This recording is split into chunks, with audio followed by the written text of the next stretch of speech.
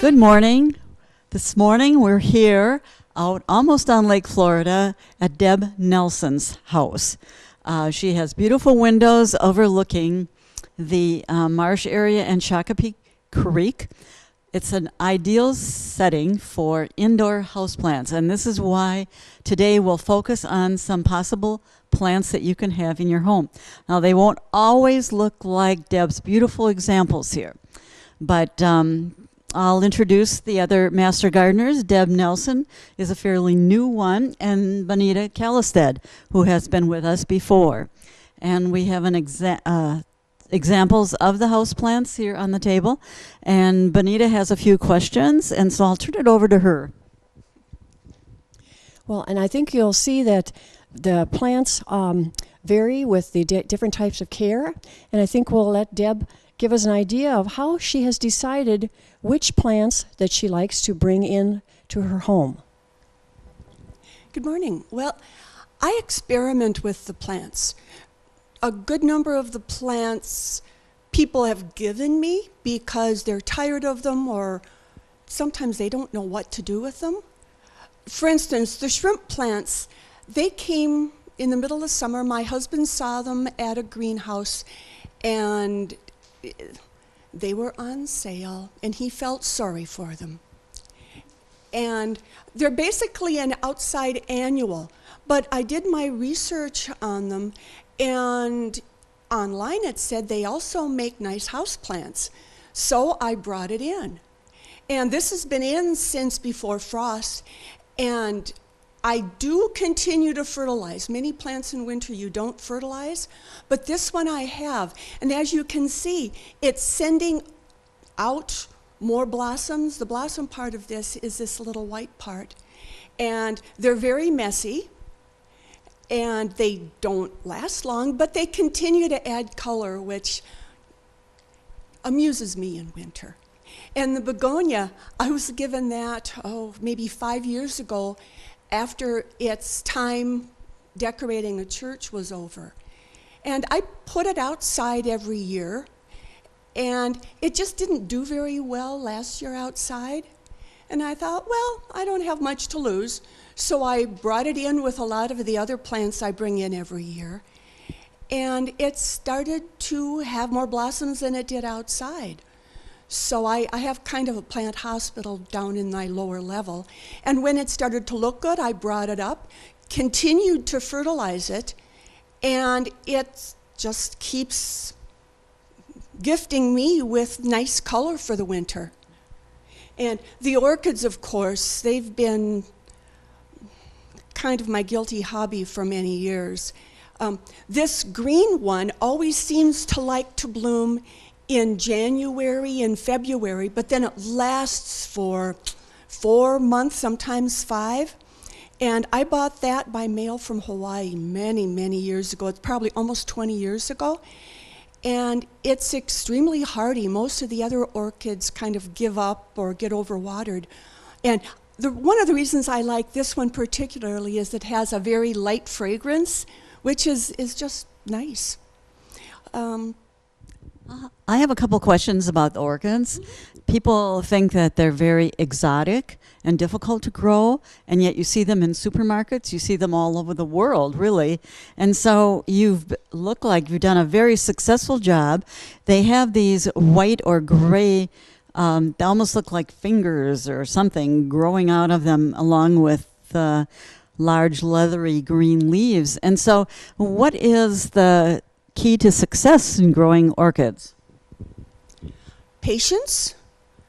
When you buy them, they're gorgeous, but many of them have been raised in a greenhouse, so they have a very kind of narrow temperature and conditions that they've been used to. And many of them do very well for a month or two at home, but a lot of times then they look done. And without the flower, they aren't terribly attractive.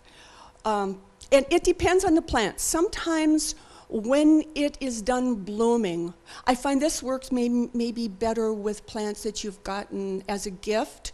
so they still have good energy. Sometimes when the stalk is still green, when the flowers are gone, if you cut it up at about the second node, sometimes it'll send out another shoot and you'll have another whole series of blooms.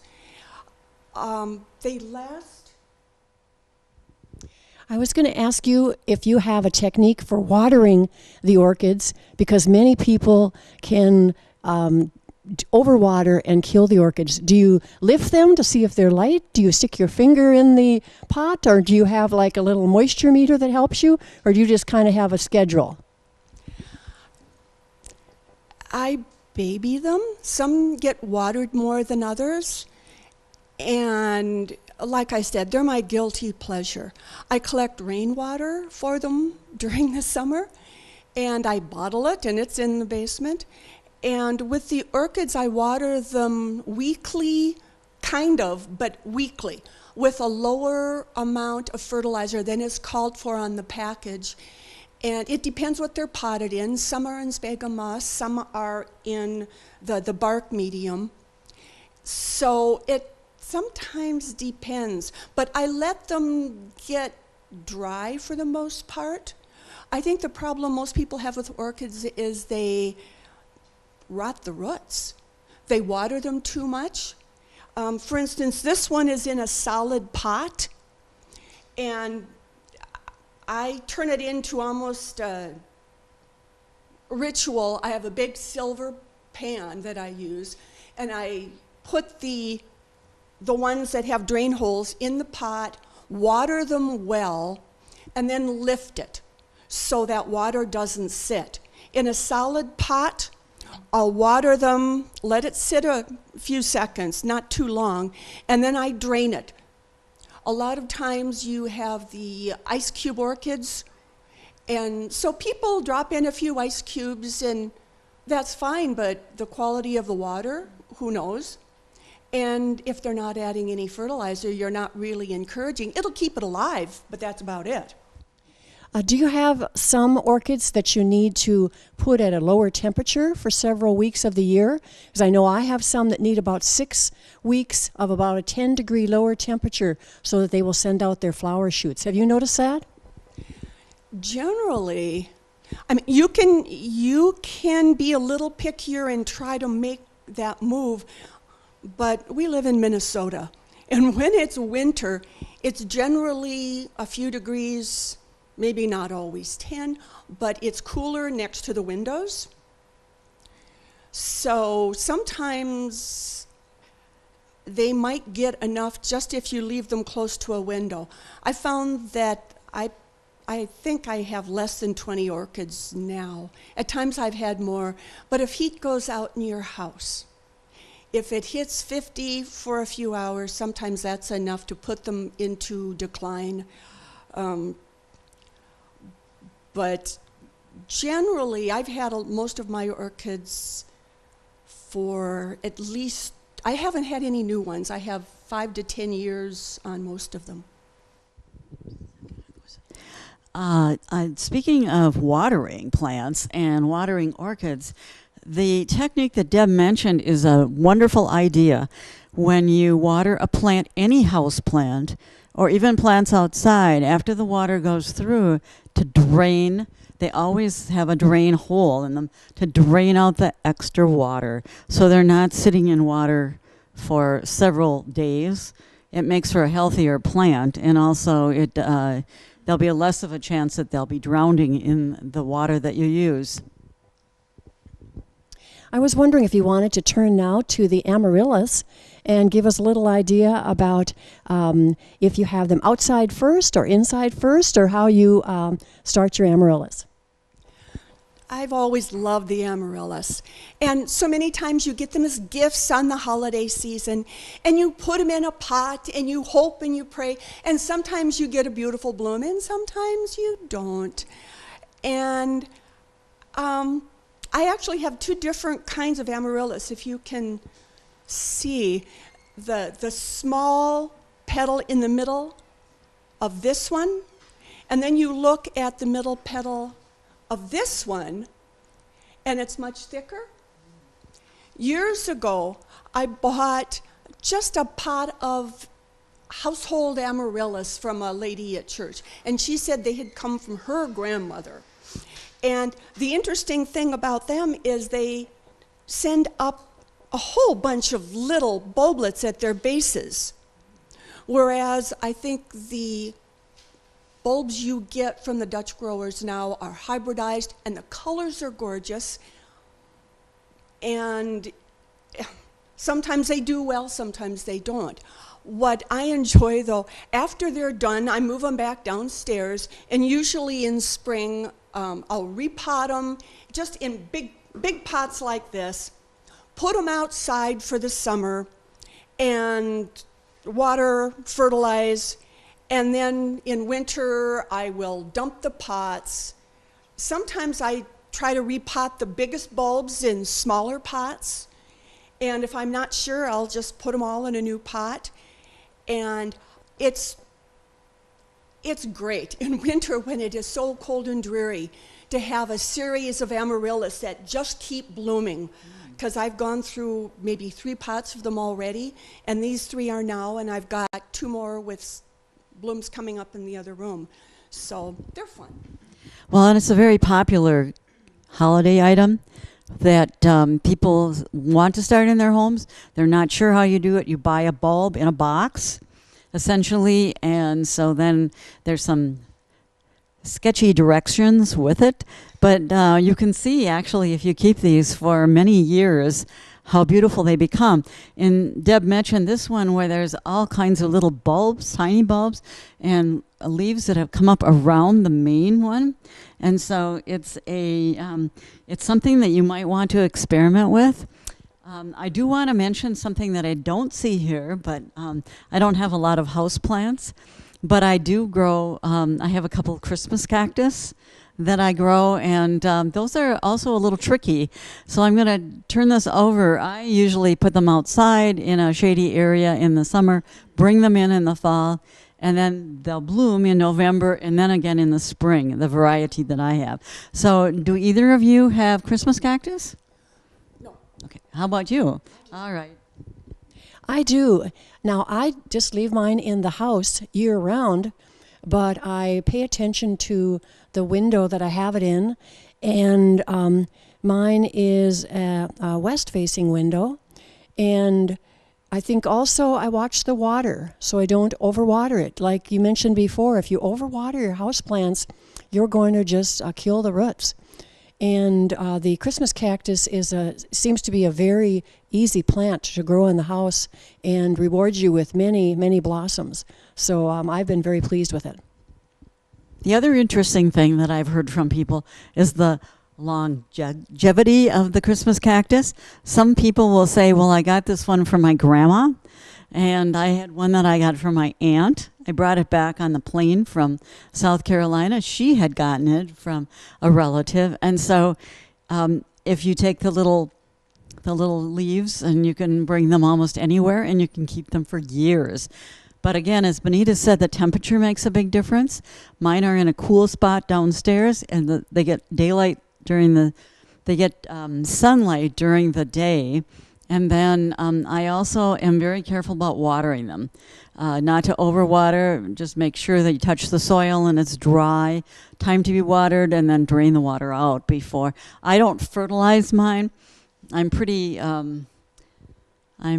picky about over-fertilizing my plants. A lot of time the potting soil has a plant food in it. And so if that is the case, then be careful you don't over-fertilize, or you will get a lot of massive green, but not a lot of flowers. So anyway, anything else that you see on this level that we would like to talk about? A lot of the plants that you don't see are in the photo are just, many of the plants I have that are here year-round are the same things most people have, the philodendrons and Schefflera? I'm not sure about that. Which is just too big to go moving around, and against the light you wouldn't see it anyway. You also have poinsettia, and we didn't really focus on the poinsettia, but a lot of people try to keep that over. And in fact, I have a friend who will actually put it outside in the summer and then bring it in the fall and the new blossoms. I haven't had a lot of success with that myself. I'd rather just put it in the compost and then get a new one in the fall. But maybe Deb can talk about that. I have put it out, brought it in fall, and then followed the directions where you put it in complete darkness. And it was an awful lot of work doing that for a month or more, getting up at crack of dawn, getting it into the light, making sure it had the required amount, and then putting it back into complete darkness. And I did get the red leaves on it, but at the price you can buy them for, it wasn't worth all the work, and it wasn't as pretty as the ones you buy, so. All right, anything else? We're going to go down to the lower level in just a few minutes. And Bev has some interesting plants, including the popcorn plant, which you can see at our county fair. I just wanted to point that out. She does bring it in the winter. And so you'll have a close-up of the popcorn plant and some others that she puts outside, brings in. And we'll also talk about any problems she might have with pests.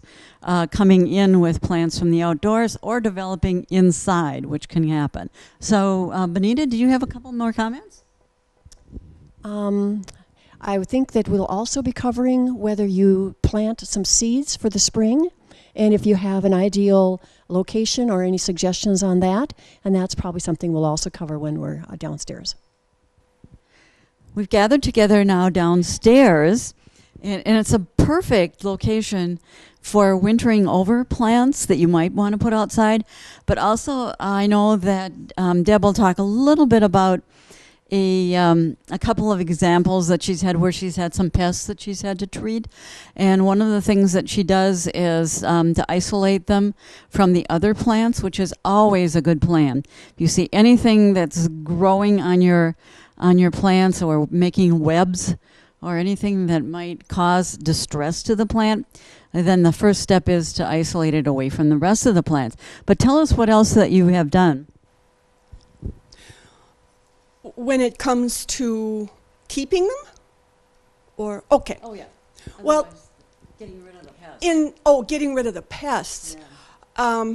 Usually I bring my outside plants down, I put them out on my little patio, and I mix up the appropriate amount of, I can't remember the name of it, the stuff that you spray to help them for the winter. And I treat them outside and let them sit so it dries, because I don't like the smell anyway. And follow the recommendations on the bottle, that's always important. And then bring them in for the winter. But even when you do, sometimes some plants are just more prone. The hibiscus I had last year, I finally just threw them out because I'd followed everything, but I think they are just much more prone to gathering pests. I don't know if it's in the soil or what, but the hibiscus that my husband got me this year, I decided I wasn't going to go through that. I looked for different ways to keep them over winter, and one of them was to cut them off like you would a lot of your outside plants. I did treat them after I cut them off, so I didn't have as much branch and leaf to deal with. And then I put them in a window in one of the downstairs bedrooms. They were up to a zone 5, so they should be just fine there. I water them very carefully. Probably after February 11th, which is what, Greenhouse Day? That's the day when people in greenhouses tend to see that their plants start responding better to the sun. I'll probably put in just a tad of fertilizer, much below the recommended amount, and start watering them as carefully, but see if they start to grow. Now I've seen just little, like pin pricks of new shoots starting. So that's an experiment that I'm doing with those. But I tend to experiment with plants a lot. I think that experimenting with plants is why we're gardeners. I don't know. That's the way my whole yard is, as a matter of fact. But again, we're inside. It's in the winter time, and we're looking at some other examples. Deb has brought in, and also some of these really large plants. The popular popcorn plant is over here, but I will let Deb or Bonita explain a little bit about some of these. I'm not really sure about the names of all of them, but I know that they're fairly easy to grow as houseplants. I don't know if I'd call the popcorn plant an easy plant for. No. It's a zone 9, and in tropical areas it can reach 20 feet. And I was, again, gifted with 6 of them by my dear husband. He thought they looked pretty. So they sat out in the middle in pots in my garden last fall, and I took them to the fair, and people really liked them. It's something that the kids could come up with, and they could pull on the leaves, and it smelled just like buttered popcorn. And when they bloom, they have a lovely yellow flower, and you might have a picture of that will work. But I brought them in just to experiment with them. One of the plants developed what looked like maybe a spider mite infestation at the very top, and I took it out of this room, put it in another cold room, put some insecticide spray in a bag and put that over it. So that's another experiment. We'll see how these do through the winter, and I'll put them out again next year. This kind of ugly looking thing down there is a bromeliad called Queen's Tears. It was given to me by a friend in the cities, and she called it her Christmas orchid. And I looked at it and I said, that is no orchid. It was very homely. So it took, a month or two talking to different people and looking in various books to figure out what it was. And the reason it was called Christmas anything is that it does bloom right around Christmas. It doesn't bloom for long, but there's a picture I sent Bonita, so you might be able to see it in its glory. Right now it just kind of looks like brown hangy things. But when the spikes come up, they're bright pink and very showy. And then they get this nice curve, and it almost looks like a big blue dangly earring. So they're another fun plant for winter enjoyment. And all of these are what everyone gets, the spike plant they put in the middle of their planters. And many years ago, these monsters were just little ones like that you pay a couple dollars for at the local nurseries. But I hate to see anything die if it doesn't have to. So I started bringing them in, and they just keep getting bigger and showier. And I repot them every year and put them out, and they're a nice big showy piece. So I'm starting again with those. And this year I had beautiful pots with the red form of the plant, and we'll see if they continue too. I took them out of their pots and put them all together. I had some geraniums in there, which they were really pretty. I'm not sure if the geraniums, I'm trying a different method because I only have so much room to put things, but we'll see what they do. I also tried to do the recommended way of storing for the sweet potato vines. So that'll be another experiment to see what works. I noticed that you've got your geranium in the pot, and it's nice and green. Do you also do the method where you take the geranium and you just let it go dormant for the winter? There's different ways of dealing with geraniums over the winter. No, I have got, probably 10 geraniums in the garage in various methods. So they need to be checked to see if they're still moist. But the garage door was left open a little too long one day, so it's kind of we'll just see what happens. I know, Deb, you've mentioned many times now putting the plants in new pots. I think that will be a question a lot of people have, is when do plants need to be repotted? And most of the, almost every indoor plant is in a type of pot. I see you have a mix of plastic as well as clay pots. I know the idea a few years ago used to be that the clay pots were better because it just held the moisture differently than plastic does. But I've found success with anything I use as long as I don't overwater. So maybe you could tell people a little bit about what to look for when they think they need to repot a plant. Well, when you design your outside pots in spring, usually you have what the guy on TV says, what a thriller, a chiller, and a spiller. And they're not all going to be usable the next year. I think we all love something that's tall to give it a little bit of dimension, and we all love the color, so something like the geraniums or some of the many beautiful plants you find at the nurseries to give color. I mean, people love petunias. I'm not fond of them.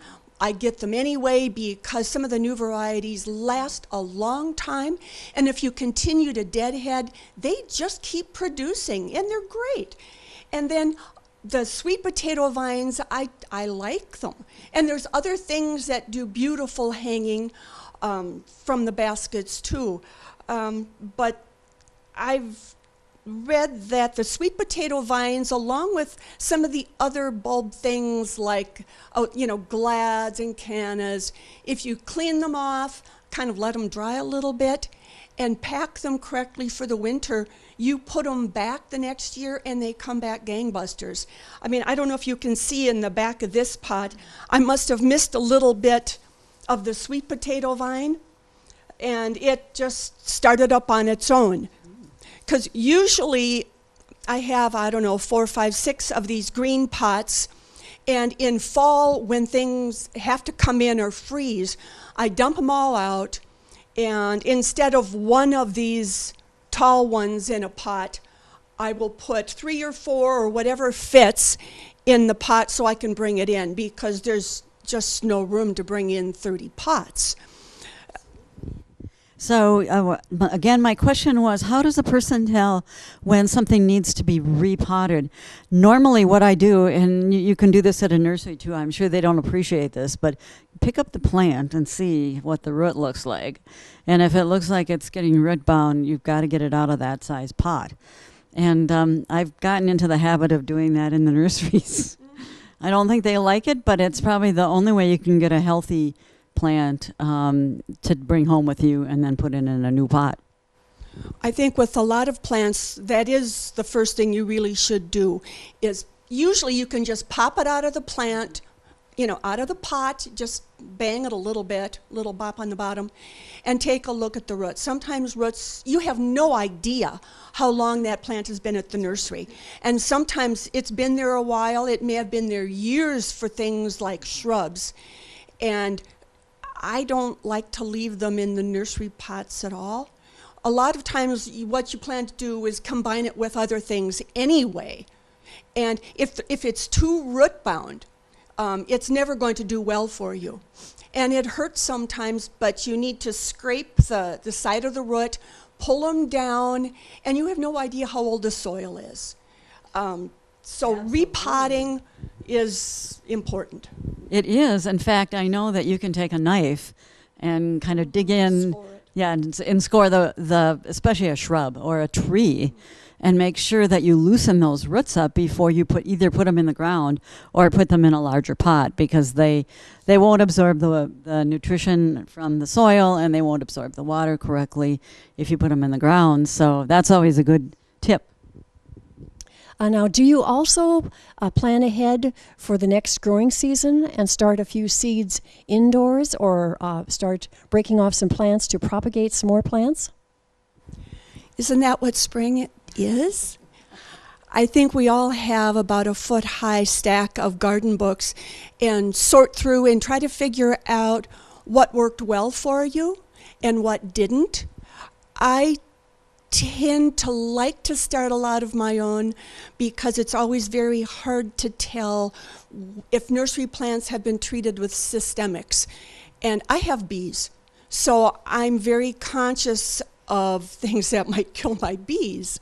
So I love just the sweet alyssum is just such a great filler, and it will reseed itself. I love the pansies, although pansies I usually buy because they take so long to start on your own.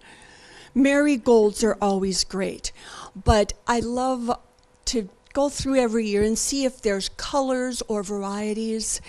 Some annuals are great because you can just pop them outside. You can start some inside, pop some outside later, and then they just continue the whole year. I think you made a good point about that, how some plants need to be started much earlier. So it's really, if you're buying the seeds, it's really important to take a look at the pack of the seed packet and see when they say to start it and the conditions. Well, and how soon you can put it out. You always want to have a great garden to start with, but if you put it out too soon, it's going to freeze. As you can see, with 3 master gardeners here, we have a lot to say. And we have a lot to say about potted plants. We have a lot to say about gardening. We haven't even talked about gardening yet, but we won't today. We'll hold off on that and look back on that in the spring. But I wondered if either of you had some last messages to leave? Plant what you love, because if you want a plant to do well, it has to have good care. And I check mine every day. I baby them. And I find that other people who like gardening are also willing to share, and they enjoy if you share with them. So it's often fun to divide a plant and pass it on to a friend, or to say, gee, can I get a little sprig of that? And it's a great way to share the gardening fun. Yes, and when a group of gardeners get together, as the 3 of us have today, and you can imagine what it is when the master gardeners have their meeting. And again, if you love plants, you don't necessarily have to have a lot of plant knowledge. And if you are interested, we welcome new members to the Master Gardener program. You would have to be looking at next year to start, because our program has already started in January. But again, it is a program that offers you rewards. We are very helpful to each other. Something that we may not all know, we can share our information. And so here we are, 3 master gardeners. We have Deb, and we have Bonita, and we have Susan, saying that we will see you again with another topic.